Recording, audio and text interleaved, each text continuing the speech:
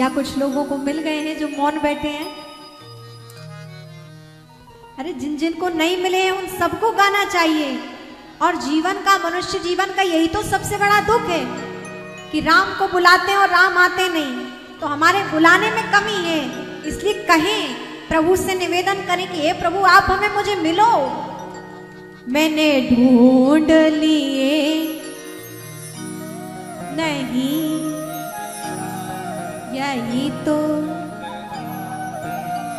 ओ मैंने ढूंढ लिए चारों धाम नहीं।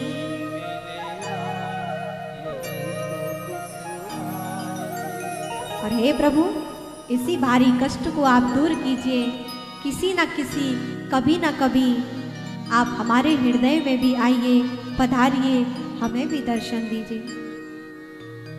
भगवान शिव ने ऐसे अच्छे से कथा श्रवण की कि उन्हें राघवेंद्र सरकार के दर्शन हो गए, लेकिन सती जी ने कथा नहीं सुनी तो उन्हें प्रभु के दर्शन होते हुए भी दर्शन नहीं हुए।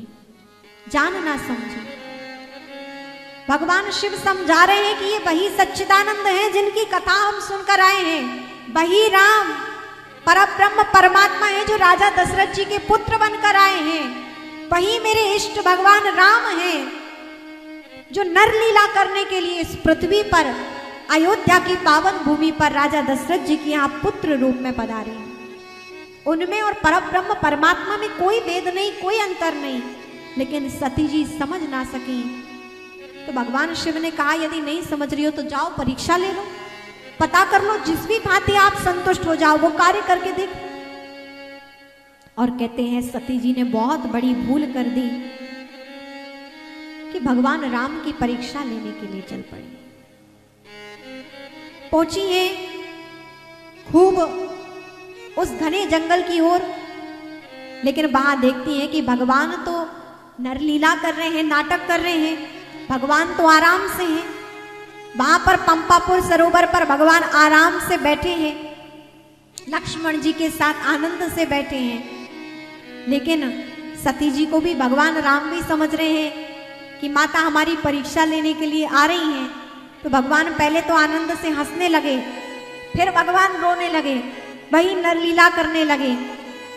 सती जी को अब परीक्षा लेनी, तो क्या किया, सती जी ने माता सीता का रूप धारण कर लिया। और यही सबसे बड़ी भूल की, रूप तो धारण कर लिया लेकिन माता सीता के आचरण ना आ सके।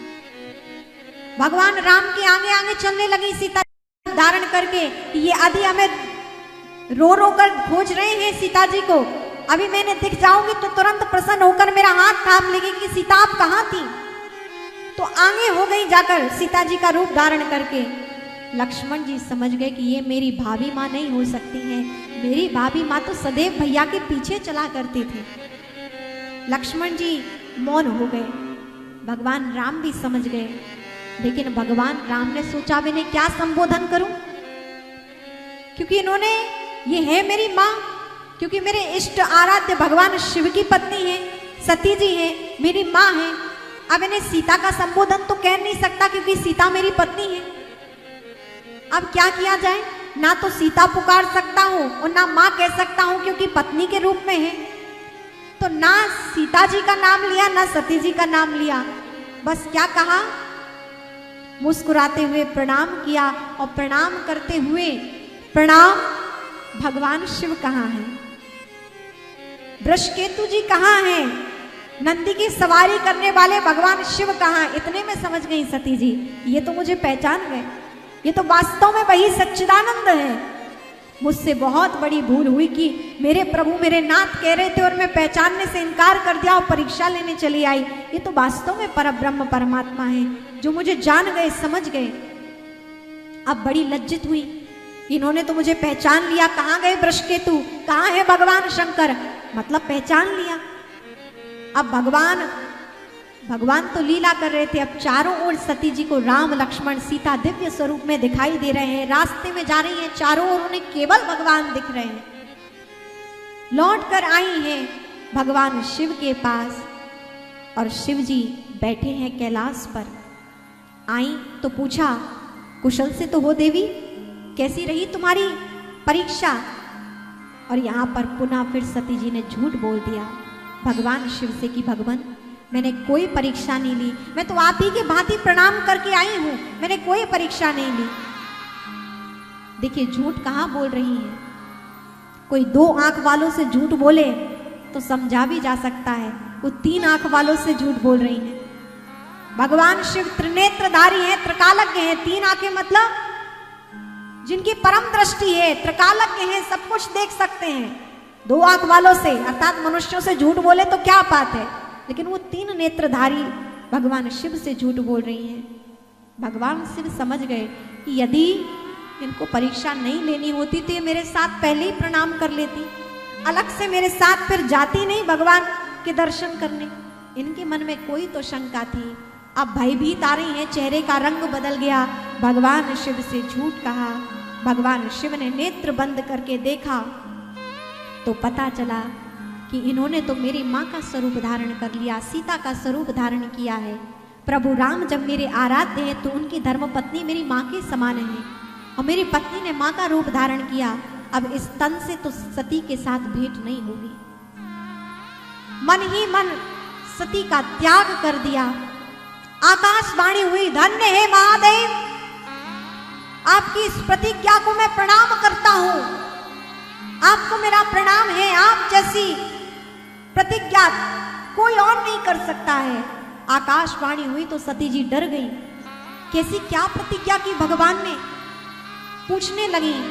लेकिन भगवान शिव अब मौन हो गए कि अब क्या कहूं। सोचा कि अब वाद विवाद होगा।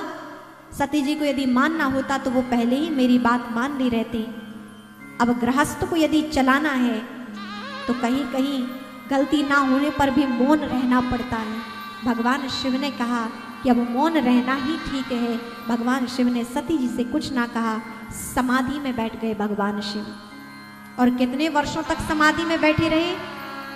87,000 वर्षों की लंबी समाधि भगवान शिव ने लगाई। कितना? 87,000 वर्ष तक अखंड समाधि भगवान शिव ने लगाई। और तब तक माता सती उनकी सेवा में रही। मन विचलित बना रहा क्योंकि आकाशवाणी ने प्रतिज्ञा की बात कही और भगवान शिव ने बताया नहीं कि क्या प्रतिज्ञा की। अखंड समाधि के बाद जब भगवान शिव जागे तो भगवान से तुरंत पूछा, भगवान आपने क्या प्रतिज्ञा की थी, बताइए ना नाथ, आपने क्या प्रतिज्ञा की?